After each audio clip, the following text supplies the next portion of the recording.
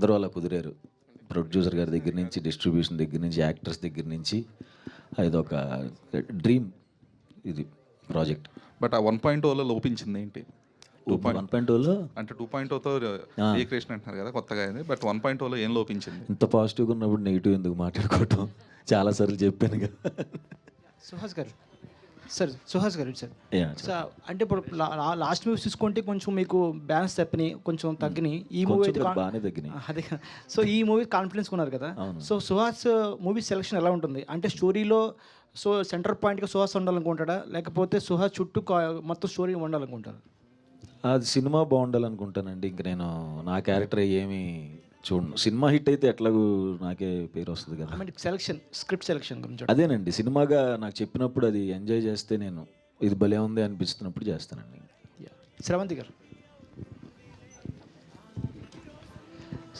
మీ character అయితే reveal చేయలేదు, ట్రైలర్లో కానీ గ్లిమ్స్లో కానీ ఎక్కడ రివీల్ చేయలేదు, చాలా కాన్ఫిడెన్స్ కొంచెం చెప్పారు క్యారెక్టర్ కోసం. సో ఒకవేళ ఈ క్యారెక్టర్ రేపు పొద్దున మంచి ఆడియన్స్లో అప్లాజ్ వస్తే, సో నెక్స్ట్ టైం మూవీస్లో వెళ్తారా? I mean me profession hold చేస్తారా? పాసిబిలిటీస్ ఉంటాయా?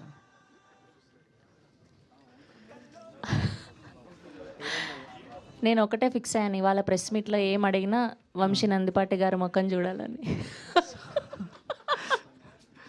అంటే మీ క్యారెక్టర్ మీద లేదు కాన్ఫిడెన్స్ అఫ్ కోర్స్ ఉంది కాబట్టి నాకు ఎన్ని ఆపర్చునిటీస్ వచ్చినా ఈ సినిమాను ఒప్పుకున్నాను ఇన్ని సంవత్సరాల నుంచి ఖచ్చితంగా.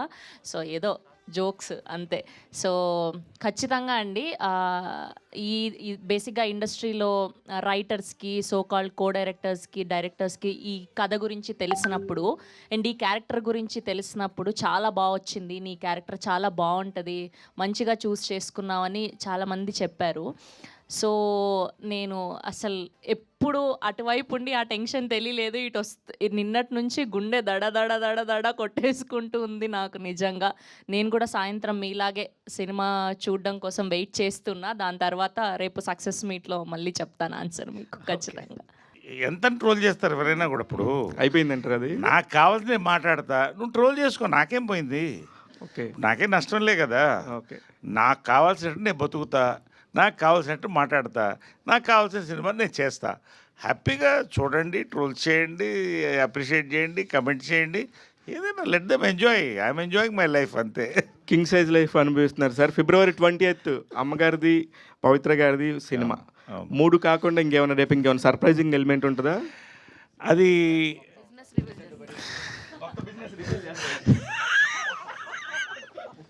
ఖచ్చితంగా అండి. నా బిజినెస్ మ్యాన్గా ఎదుగుతున్నాను నేను. అని అవునండి, వాస్తవం. ఫుడ్ బిజినెస్లోకి దిగాను, రియల్ ఎస్టేట్ ఉంది, కన్స్ట్రక్షన్లోకి వెళ్ళాను, ఇంకా ఆఫీస్ స్పేసెస్లోకి వెళ్తున్నాను. So I'm enjoying every business. So ఈ బిజినెస్ ఖచ్చితంగా రేపు చూసిన వాళ్ళు ఎంజాయ్ చేస్తారని మాత్రం నా నమ్మకం. నరేష్ గారు, ఈ యూనిట్లో అందరికంటే రెమ్యునరేషన్ ఎక్కువ తీసుకుంది మీరే అని వినపడుతుంది. ఎందుకంటే వరుస సినిమాలు హిట్లు అవుతున్నాయి మీరు ఉంటే అని చెప్పేసి రెమ్యునరేషన్ పెంచారంట, నిజమే? లేదండి, అది వాస్తవం. వాళ్ళకి అది నిర్మాతలు చెప్పాలి.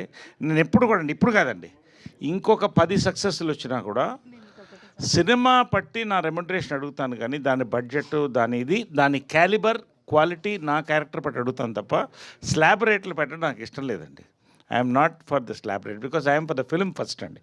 తర్వాత కొత్త డైరెక్టర్ వచ్చి ఒక లో బడ్జెట్ సినిమాలో నువ్వు మంచి డిఫరెంట్ రోల్ చేయాలన్నా కూడా ఐఎమ్ రెడీ అండి. I'm open all the time, because ఈ లైఫ్లో, ఈ టైంలో I have to enjoy the films more than the money. Money నాకు 4 రకాలుగా వస్తున్నాయి, చాలా బిజినెస్లు ఉన్నాయి. ఆయన చూడండి, డబ్బేం కాదు.